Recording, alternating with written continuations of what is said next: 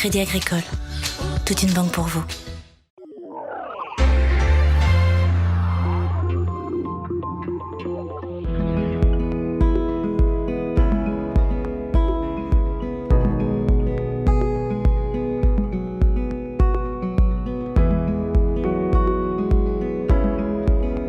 Très fiers depuis autant d'années de proposer des vols avec des pilotes qui viennent de Suisse, de Belgique aussi, avec plusieurs ballons belges cette année. On est une trentaine de ballons, donc évidemment tous ces ballons sont assez proches.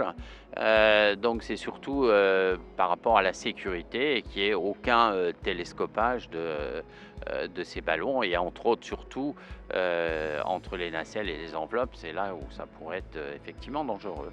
Donc le rôle est de surveiller quand on donne les autorisations de décollage. Et on a 250 personnes qui vont voler sur ces 2 jours, sur un vol long qui dure à peu près 1 heure, 1 heure et demie, avec très peu de vent qui nous permettent de rester plutôt sur Pras-sur-Arly, Megève, Sallanches, ou là aujourd'hui dans le Val d'Arly, on est retourné direction Flumet, Ugine. En ballon, on peut juste choisir la hauteur, donc on peut monter, descendre.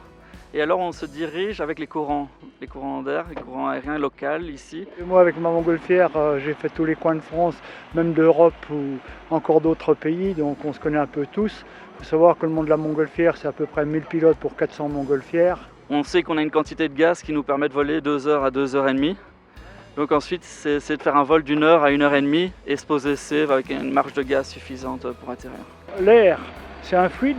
Chaque fois qu'il va rencontrer une montagne, il va avoir une direction différente.